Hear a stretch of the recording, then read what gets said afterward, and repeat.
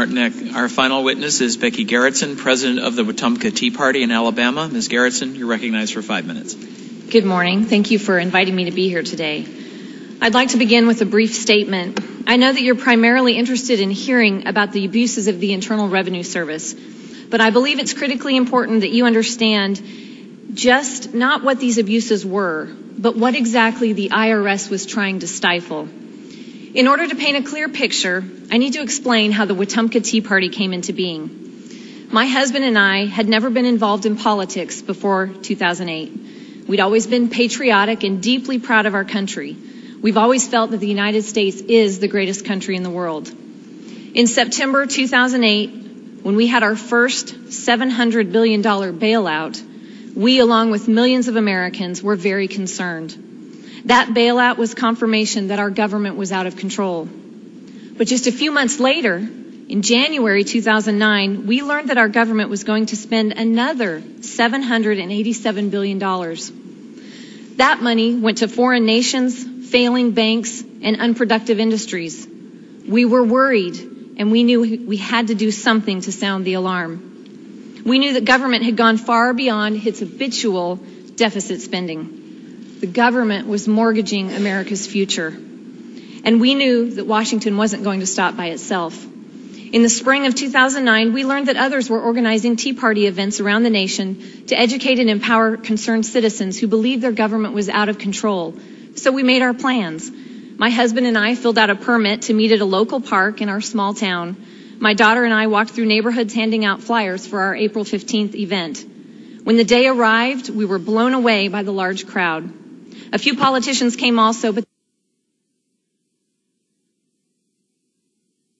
they didn't speak. We wanted to give ordinary citizens the chance to speak their concerns. Our event had no party affiliation. I could not tell you if the attendees were Republicans, Democrats, or Independents. It didn't matter. The only political notion expressed was one that we collectively felt, that our representative government had failed us. And that was the birth of the Wetumpka Tea Party. There are no dues, no price for membership. Our events are mostly educational. Whatever expenses are incurred are paid from donations, by donations and T-shirt sales. In Wetumpka, we are patriotic Americans. We peacefully assemble. We petition our government. We exercise the right to free speech. And we don't understand why the government tried to stop us. I'm not here as a serf or a vassal. I'm not begging my lords for mercy. I'm a born free American woman, wife, mother, and citizen. And I'm telling my government that you've forgotten your place. It's not your responsibility to look out for my well-being and to monitor my speech. It's not your right to assert an agenda. Your post, the post that you occupy, exists to preserve American liberty. You've sworn to perform that duty, and you have faltered. The abuses I will discuss today occurred on your watch, and it's your responsibility to make sure it doesn't happen again. Here are the facts of my case.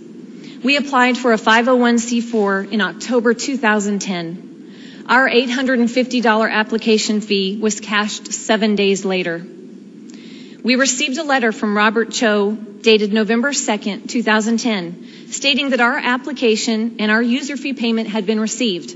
It also stated that we should be expecting to hear from someone within 90 days.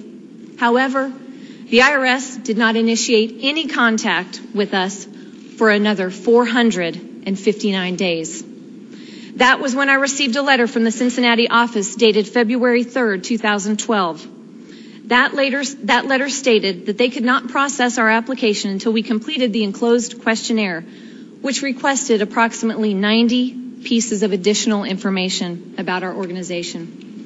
The questionnaire stated that if the additional information was not returned by February 24th, our case would be closed. The demands for information in the questionnaire shocked me as someone who loves liberty and the First Amendment. I was asked to hand over my donor list, including the amounts that they gave and the dates on which they gave them. 501c4 organizations do not have to disclose donor information. I knew that. Why don't they? Among the demands that I found alarming and inappropriate were, they wanted me to identify all of my volunteers. They wanted to know if any of our donors or volunteers had run or would be running for office in the near future. Remember, this was the 2012 election cycle. They wanted us to identify the office they would be running for. They wanted us to provide detailed contents of all speeches ever given, the names of our speakers and their credentials. They wanted copies of written communications and contents of all other forms of communications to any legislative body, including my own representative. I was very uncomfortable with these questions, as you can imagine, and my husband and I discussed forfeiting our application. However, within days of reading through these questions, we knew we were being targeted because fellow Tea Party organizers across this nation were getting the same types of letters and questionnaires. That was when we decided to seek legal counsel. On March 6, 2012, we retained the counsel of the American Center for Law and Justice, and they represented us in this matter. 2 weeks later, I received a letter from Lois Lerner, dated March 16, 2012, asking that I provide the previously requested information. 4 months later, we received a letter dated July 9, 2012, stating that we had been approved to receive our tax exemption. This was 635 days after we applied. In conclusion, the Wetumpka Tea Party filled out a complete application. Our organization fell within the boundaries of receiving a 501c4 status. Yet, our application was singled out solely because we had Tea Party in our name. Government agents made invasive and excessive demands for information they were not entitled to. Congressman Camp and members of this committee, this was not an accident. This is a willful act of intimidation to discourage a point of view. What the government did to our little group in Wetumpka, Alabama is un-American. It isn't a matter of firing or arresting individuals. The individuals who sought to intimidate us were acting as they thought they should in a government culture that has little respect for its citizens. Many of the agents and agencies of the federal government do not understand that they are servants of the people. They think they are our masters, and they are mistaken. I'm not interested in scoring political points. I want to protect and preserve the America that I grew up in. The America that people cross oceans and risk their lives to become a part of. And I'm terrified it is slipping away. Thank you. Thank you very much. Thank you, Ms. Gerritson.